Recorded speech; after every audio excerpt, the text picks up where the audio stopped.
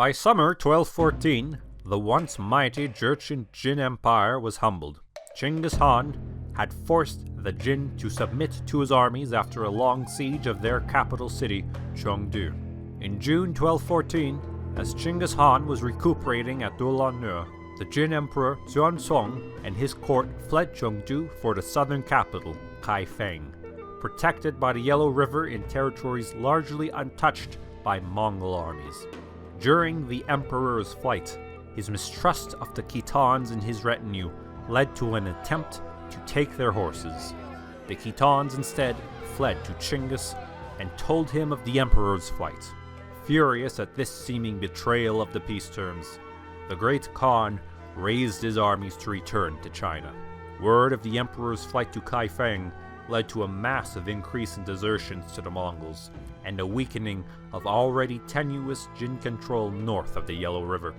Amnesty was offered to all rebels in an effort to discourage desertion, as the large-scale destruction of Jin armies over the previous years meant militia and rebel units were required to resist the Mongols in any fashion.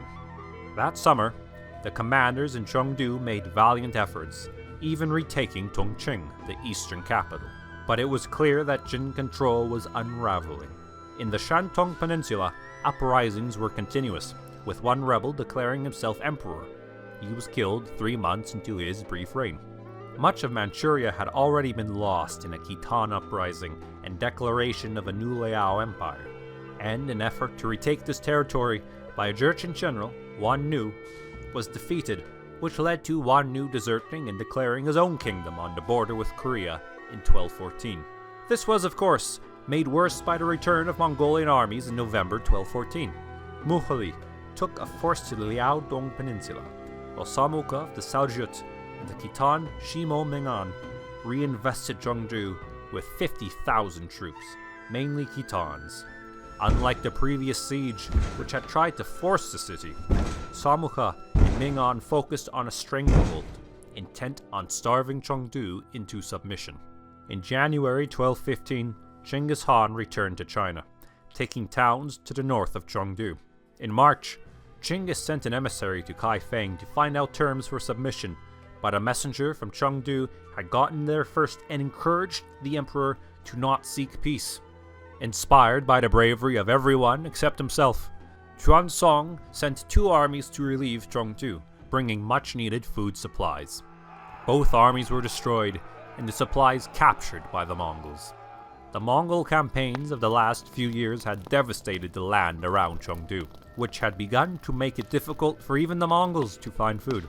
These captured supplies were not only needed for the Mongol siege, but were a decisive blow to the morale of the city. In Zhongdu, citizens were starving, disease was breaking out, and many were resorting to cannibalism.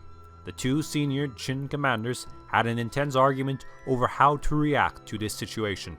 One committed suicide, while the other snuck out of the city and fled to Kaifeng, where the emperor then executed him for leaving his post. By May, the situation was hopeless.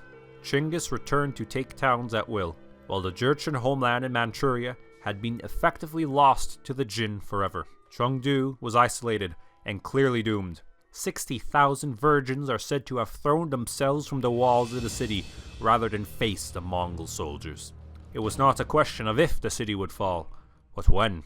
On the 31st of May, 1215, Chengdu, capital city of the Jurchen Empire and modern-day Beijing, finally fell to the Mongols, and the capital was subject to a month of plunder, rape, and slaughter.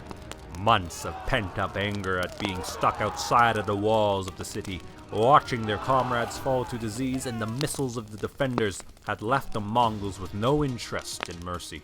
After this blow, the edges of the Jin Empire continued to unravel. In Shantung, the rebels began calling themselves Redcoats, and between the Song and Mongol interference in the area, that populous region too was cut off from Jin control. On the western border with the Xixia kingdom, the Tanguts attacked their former overlords, taking the city of Lintao. The only Jin province so far untouched from Mongol raiders was Hainan, which was then struck by a massive famine, brought on in part by the large influx of refugees fleeing the Mongols. Genghis Khan was back in Mongolia by spring 1216 to deal with dissident tribes there, but delegated command in China to his loyal subordinates, Samukha and Mukhalai. The Jin were humbled but not defeated, and it would require extensive operations to truly bring them to heel. Mukhalai was sent to Manchuria, where he cleared the Liao River valley of the Jurchen. The new Liao kingdom of Yelu-Luko needed the help of the Mongols to crush insurrections there. Jin defectors in Liao Tong, who had joined the Mongols previously, now declared their independence, leading Mukhalai to spend the summer securing that region too. Seeing Mukhalai's campaign so close, the Jin deserter Wan Nu from his kingdom of Ta Chen sent his submission to the Mongols, giving them one of his sons as hostage. He would maintain his autonomy on the Korean border until 1233. Around the same time, Genghis Khan sent an ultimatum to the Jin Emperor. Surrender all towns of Hebei, Shantung, Shanxi, and Shanxi provinces, and he may continue to reign, not as emperor, but as king of Hainan. The emperor refused to lose his title, and as earlier in the summer, the Jin armies had retaken a few towns. Xuanzong refused to believe that his forces could truly be defeated. Genghis Khan, however, did not care what the Jin emperor believed. In September 1216, Samukha resumed hostilities.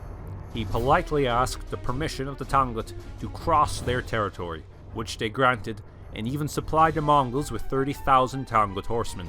Samukha marched through Shanxi to the riverway, even passing through Song territories in his journey. South of the Yellow River, where the Jin were stronger, 5 armies were mobilized to hunt the Mongols. Mongolian mobility and Samukha's skill as a commander kept them ahead of the Jin, and by December, Samukha rode within a few kilometers of Kaifeng. He then captured a nearby town and destroyed some of the area around Kaifeng to humiliate the Jin, before riding off to avoid the pursuing armies. At Mianchao, he destroyed the lead army, then crossed the ice on the Yellow River to strike Pingyang. The Jin armies now combined into one massive force, and at the Hoqing Ford, the Tangut forces left Samukha, now caught between the garrison of Pingyang and the approaching Jin army with only half of his force. Samukha was forced to fight his way through at high losses. Luckily for Samukha, in Shanxi the Mongols created diversions which drew off the Jin armies, and Samukha was able to make it back to Datong in February 1217, at which point he disappears from history. From November to February, Samukha had traveled over 700 miles through the heart of Jin territory, taking numerous cities and spitting in the face of the Jin Empire. But far worse was about to come. In an effort to offset the losses to the Mongols, the Jin attacked their old enemy, the Song dynasty. Little gain was made for the efforts in 1217, and renewed conflict with the Xixia kingdom on the western border and the worsening situation in Shantung, now cut off by flooding of the Yellow River, meant the Jin were beleaguered on all sides. At the same time, a joint Mongol-Khitan offensive to defeat an insurrection in Manchuria led into Korea, which had already been in turmoil.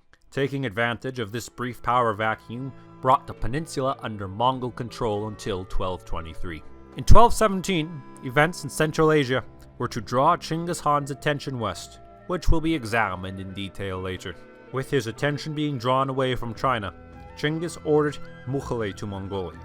There they spent the summer planning for the next undertaking, a massive, multi-pronged assault on the remaining Jin territory north of the Yellow River. At the end of the year, Mukhalai returned to China with a large and experienced army intended not to raid, but to conquer, leading 23,000 Mongols and 70,000 Khitans, Jurchen, and Chinese with siege technology. For the Jin, whose realm seemed to be falling apart by the day, Mukhalai's massive force threatened to destroy their empire. Mukhalai's famous campaigns will be examined in the next video in this series, and then we too shall follow Genghis Khan as his path was brought to the Karakitai Khanate, and then to the Khwarezmian Empire in modern Iran, building his legend as the world conqueror.